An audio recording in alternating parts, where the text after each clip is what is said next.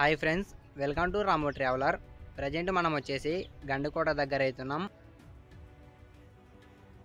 మనం గండికోటలో శ్రీకృష్ణదేవరాయలు కట్టించిన గుడి వద్ద అయితే ఉన్నాం.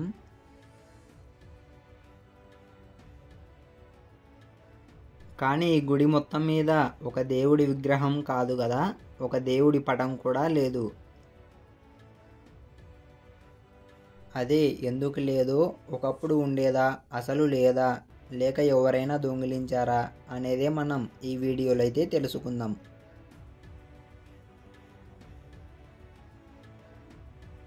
ఓకే ఫ్రెండ్స్, వీడియోలోకి వెళ్ళే ముందు మా ఛానల్ని ఎవరైనా కొత్తగా చూస్తుంటే లైక్ చేసి సబ్స్క్రైబ్ చేసి మాలాంటి కొత్త యూట్యూబర్స్ని ఎంకరేజ్ అయితే చేయండి. ఒకసారి ఆ శిఖరంను చూడండి, ఎంత ఎక్సలెంట్గా ఉందో. ఈ శిఖరం అనేది సగభాగం మాత్రమే ఉంటుంది. నిజాం నవాబుల దాడిలో ఈ గోపురం ధ్వంసం అయ్యింది. అంతకుముందు చాలా అందంగా ఉండేదంట.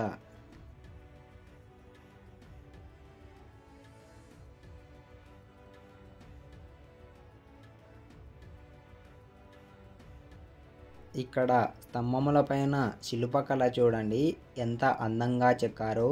ఇక్కడ దేవుడి విగ్రహాలు, అదేవిధంగా అప్పటి కాలంలో రాజులు ఉపయోగించే జంతువుల చిత్రాలను ఎంతో అందంగా చిత్రీకరించారు ఈ టెంపుల్లో.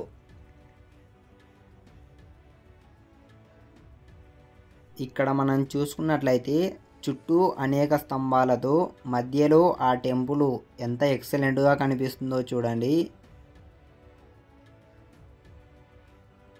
ఇక్కడ చూడండి, ఈ ప్లేస్ని విజిట్ చేయడానికి విదేశాల నుండి మరీ వచ్చేస్తుంటారు టూరిస్టులు.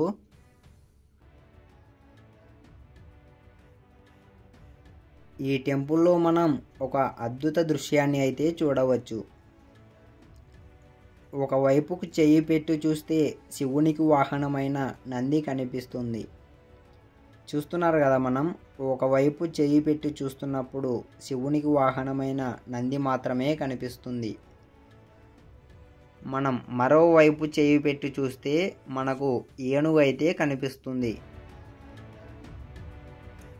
చూడండి, ఒకే శిలలో రెండు ఆకారాలు కనిపించే విధంగా ఎంత చక్కగా చెక్కారో అప్పటి శిల్పులు.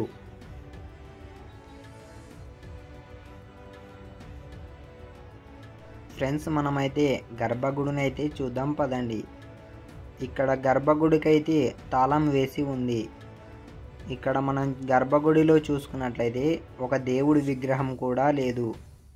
ఒకప్పుడు ఈ ఆలయంలో మాధవరాయ స్వామి విగ్రహం ఉండేదంట.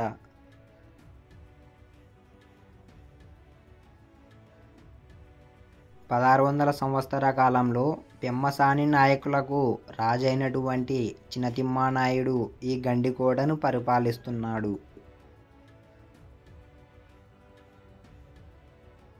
చినతిమ్మానాయుడు ఈ గండికోటను పరిపాలిస్తున్న సమయంలో నిజాం నవాబులైన మిర్జుంలా ఈ గండికోటపై దండెత్తడం జరిగింది. ఆ దాడిలో భాగంగా ఇక్కడున్నటువంటి రాజులు వాళ్ళ వంశానికి ప్రతిష్టగా భావించే ఈ స్వామి విగ్రహాన్ని ధ్వంసం చేస్తారని భయపడ్డారు. చినతిమ్మానాయుడు సోదరి అయిన గోవిందమాంబ మరియు 9 మంది స్త్రీలు కలిసి ఈ గండికోటలో ఉన్న విగ్రహాన్ని రహస్య మార్గాల ద్వారా విగ్రహాన్ని మైదుకూరుకు చేర్చడం జరిగింది. ఇక్కడ చూడండి, ఇదే మనకు ఈ ఆలయంలో ఉన్న మాధవరాయ స్వామి విగ్రహం. ఇప్పుడు ఈ విగ్రహం మైదుకూరులో అయితే ఉంది.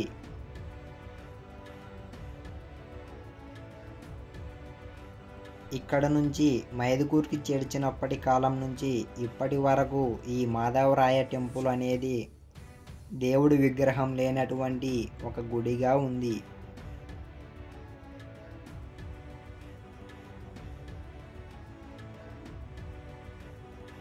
ఓకే ఫ్రెండ్స్, ఇంతవరకు ఈ వీడియోకి లైక్ చేయకపోతే లైక్ చేయండి. ఇలాంటి మరిన్ని వీడియోస్ కోసం మా ఛానల్ని అయితే ఇప్పుడే సబ్స్క్రైబ్ అయితే చేసుకోండి.